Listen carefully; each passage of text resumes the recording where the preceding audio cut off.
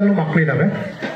ಅದೇ ಥರ ಈ ಮಕ್ಕಳು ನಮ್ಮ ಮಕ್ಕಳು ಅಂದ್ಕೊಂಡು ಅವರಲ್ಲಿ ಇರ್ತಕ್ಕಂಥ ಪ್ರತಿಭೆಗಳನ್ನು ನಾವು ಗುರುತಿಸಿ ಅವರಿಗೆ ಒಂದು ವೇದಿಕೆಯನ್ನು ಕಲ್ಪಿಸಿ ಅವರ ಒಂದು ಪ್ರತಿಭೆಗಳನ್ನು ತಮ್ಮ ತಂದೆ ತಾಯಿಗಳಿಗೆ ತೋರಿಸಲಿ, ಆ ಊರಿನ ಜನಗಳಿಗೆ ತೋರಿಸಲಿ, ಅವರಲ್ಲಿರ್ತಕ್ಕಂಥ ಪ್ರತಿಭೆಯನ್ನು ಮೆಚ್ಚಿ ಆ ತಂದೆ ತಾಯಿ ಇನ್ನಷ್ಟು ಪ್ರೋತ್ಸಾಹವನ್ನು ಆ ಮಕ್ಕಳಿಗೆ ಕೊಡಲಿ, ಆ ಊರಿನ ಜನ ಮತ್ತಷ್ಟು ಆ ಮಕ್ಕಳಿಗೆ ಪ್ರೋತ್ಸಾಹ ಕೊಡಲಿ ಅನ್ನೋ ಉದ್ದೇಶಕ್ಕೆ ನಾವಿಷ್ಟೆಲ್ಲ ಮಾಡ್ತಾ ಇದ್ದೀವಿ.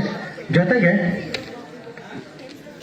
ದೊಡ್ಡವರೊಂದು ಮಾತು ಹೇಳಿದ್ದಾರೆ, ಮಕ್ಕಳಿಗೆ ಆಸ್ತಿ ಮಾಡಬೇಕು, ನಿಜ ಆಸ್ತಿ ಮಾಡಿ, ಆದರೆ ಮಕ್ಕಳನ್ನು ಆಸ್ತಿ ಮಾಡಿ. ಇದು ಬಹಳ ಮುಖ್ಯವಂತ ಮಾತು. ಮಕ್ಕಳನ್ನು ಆಸ್ತಿ ಮಾಡಬೇಕು, ಮಕ್ಕಳಿಗೋಸ್ಕರ ಆಸ್ತಿ ಬೇಡ. ಅಂದರೆ ಹೇಗೆ ಆ ಮಕ್ಕಳಲ್ಲಿ ಇರ್ತಕ್ಕಂಥ ಪ್ರತಿಭೆಯನ್ನು ಗುರುತಿಸಿ ಅವನಿಗೇನು ಕೌಶಲ್ಯ ಇದೋ ಆ ಕೌಶಲ್ಯವನ್ನು ವೃದ್ಧಿಪಡಿಸ್ತಕ್ಕಂಥ ಕೋರ್ಸ್ಗಳಿಗೆ ಸೇರಿಸಿ ಮುಂದೆ ನಮ್ಗೆ ಆಸೆ ಇರ್ತದೆ, ನನ್ನ ಮಗ ಡಾಕ್ಟರ್ ಆಗಬೇಕು, ನನ್ನ ಮಗ ಇಂಜಿನಿಯರ್, ಬೇಡ ಅವೆಲ್ಲ ಬೇಡ. ನನ್ನ ಮಗ ಒಬ್ಬ ಬಾಡಿಗೆ ಆಗಲಿ, ಅವನು ಅದರಲ್ಲೇ ಅವ್ನ ಜೀವನ ಕಟ್ಕೊಳ್ತಾನೆ ಅನ್ನಂಗಿದ್ರೆ ಒಬ್ಬ ಬಾಡಿಗೆ ಆಗಲಿ. ಇಂತಹ ಒಂದು ಕೌಶಲ್ಯನ ಮಕ್ಕಳನ್ನು ಬೆಳೆಸಬೇಕು. ಜೊತೆಗೆ ಹೆಚ್ಚು ಹೆಚ್ಚು ವಿದ್ಯಾಭ್ಯಾಸವನ್ನು ಕಲಿಸಿ, ಅದು ಹೆಣ್ಣು ಮಕ್ಕಳು ಇರಲಿ ಗಂಡು ಮಕ್ಕಳು ಯಾವುದೇ ಇರಲಿ, ಗಂಡು ಮಕ್ಕಳೇನು ದೊಡ್ಡವರಲ್ಲ, ಹೆಣ್ಣು ಮಕ್ಕಳು. ಈ ಕಾಲಕ್ಕೆ ಗಂಡು ಮಕ್ಕಳಿಗಿಂತ ಹೆಣ್ಣು ಮಕ್ಕಳು ಹೆಚ್ಚಾಗಿ ಓದ್ತಾ ಇದ್ದಾರೆ ಎಲ್ಲ ಕ್ಷೇತ್ರಗಳಲ್ಲೂ. ಇವತ್ತು ಮಿಲಿಟರಿ ಒಳಗೆ ಹೆಣ್ಣು ಮಕ್ಕಳು ಇದ್ದಾರೆ, ಮಿಲಿಟರಿ ಸೈನ್ಯದಲ್ಲಿ ಹೆಣ್ಮಕ್ಳು ಕೆಲಸ ಮಾಡ್ತಿದ್ರೆ ಇದನ್ನ ನಾವೆಲ್ಲ ಮೆಚ್ಕೋಬೇಕು. ನಮ್ಮ ಮಕ್ಕಳನ್ನ ನಮ್ಗೆ ಎಷ್ಟೇ ಬರ್ತಾನೆ ಇರಲಿ, ಕೊನೆಗೆ ಒಂದಿನ ಊಟ ಮಾಡೋದು ಬೇಡ, ಆ ಮಕ್ಕಳಿಗೆ ಒಳ್ಳೆ ಬಟ್ಟೆ ಕೊಡಿ,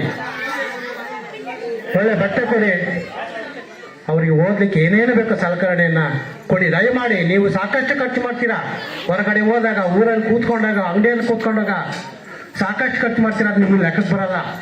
ನಿಮ್ಮ ಮಗುಗೆ ಒಂದು 20 ರೂಪಾಯಿ, ಒಂದು 50 ರೂಪಾಯಿ ಪುಸ್ತಕ ಕೊಡಿಸಿದಾಗ, ನನ್ನ ಮಗನಿಗೆ 50 ರೂಪಾಯಿ ಕೊಟ್ಟಿದ್ದರಿಂದ ಮನೆಗೆ ಎಂಟಿಗೆ ಹೇಳ್ತೀಯ, ಅದು ನೀನು ಕೂತ್ಕೊಂಡು ಅಂಗಡಿ ಖರ್ಚು ಮಾಡಿದ 50 ರೂಪಾಯಿ ಹೇಳಲ್ಲ. ದಯಮಾಡಿ ಬಿಟ್ಬಿಡ್ರಿ. ನಿಮ್ಮ ಮಕ್ಕಳಿಗೆ ಓದಲಿಕ್ಕೆ ಏನು ಬೇಕು, ಒಂದು ಬ್ಯಾಗ್ ಆಗಲಿ, ಇನ್ನೊಂದಾಗಲಿ, ಮತ್ತೊಂದಾಗಲಿ, ಯಾವುದಿಲ್ಲ ಅಂತ ಹೇಳ್ಬೇಡಿ, ಸಾಲ ಮಾಡಿ ಕೊಡಿಸಿ. ಅದಕ್ಕೆ ನಾನು ಸಾಕ್ಷಿ ಇದ್ದೀನಿ ಇಲ್ಲಿ. ನಾನು ನನ್ನ ಮಕ್ಕಳಿಗೆ ಸಾಲ ಮಾಡಿ ಬಡ್ಡಿ ಕಟ್ಟಿದ್ದೀನಿ, 10% ಬಡ್ಡಿ ಕಟ್ಟಿಸಿದ್ದೀನಿ, 10% ಬಡ್ಡಿ ಕಟ್ಟಿ ನನ್ನ ಮಕ್ಕಳನ್ನ ಓದಿಸಿದ್ದೀನಿ.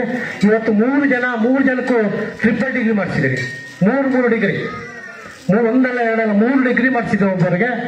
ಸೊ ಎಲ್ಲರೂ ಉತ್ತಮವಾಗಿ ಓದ್ತಾ ಇದ್ದಾರೆ. ಅದಕ್ಕೆ ನಮ್ಮ ಮನದಲ್ಲಿ ಛಲ ಇರಬೇಕು. ಆ ಛಲದ ಮುಂದೆ ನಮ್ಮ ಮಕ್ಕಳನ್ನು ಬೆಳೆಸೋ ತಾಕತ್ತಿರ್ತದೆ. ಆ ತಾಕತ್ತು ಎಲ್ಲರಿಗೂ ಬರಲಿ. ಎಲ್ಲರೂ ಬಡವರೇ, ನಾವು ಬಡವರೇ, ನೀವು ಬಡವರೇ, ನಮ್ಮ ಕೈಲಿ ಆಗಲ್ಲ ಸರ್ ಹಂಗೆ ಅಂತ ಅನ್ಕೋಬಹುದು, ಅದು ತಪ್ಪು. ಇವತ್ತಿನ ಸರ್ಕಾರದಲ್ಲಿ ಸಾಕಷ್ಟು ಸೌಲಭ್ಯಗಳು ಮಕ್ಕಳಿಗೆ ಬರ್ತಾ ಇದ್ದಾವೆ.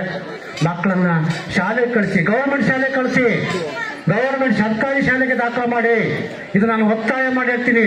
ಯಾವುದೋ ಒಂದು ಶಾಲೆ, ಸರ್ಕಾರಿ ಶಾಲೆ ಹೆಂಗೋ ಇದೆ, ಇದು ಹಂಗೆ ಅನ್ಕೊಂಬಕ್ ಹೋಗ್ಬೇಡ್ರಿ. ಎಲ್ಲ ಶಾಲೆ ಒಂದೇ ಥರ ಇರಲ್ಲ, ಸರ್ಕಾರಿ ಶಾಲೆ ಕಳಿಸಿ ನಿಮ್ಮ ಸವಲತ್ತುಗಳನ್ನು ಪಡ್ಕೊಡ್ರಿ ಅಂತ ಹೇಳ್ತಾ, ದಯಮಾಡಿ ತಮ್ಮ ಮಕ್ಕಳನ್ನ ಯಾವುದೇ ಕಾರಣಕ್ಕೂ ಶಾಲೆಗೆ ಬಿಡಿಸ್ಬೇಡ್ರಿ. ಅವ್ರು ಎಷ್ಟು ಓದ್ತಾರೋ ಅಷ್ಟು ಸೌಲಭ್ಯ ಕಲ್ಪಿಸ್ಕೊಡ್ರಿ ಅಂತ ಹೇಳ್ತಾ ನನ್ನ ಮಾತು ಮುಗಿಸ್ತಾ ಇದ್ದೀನಿ.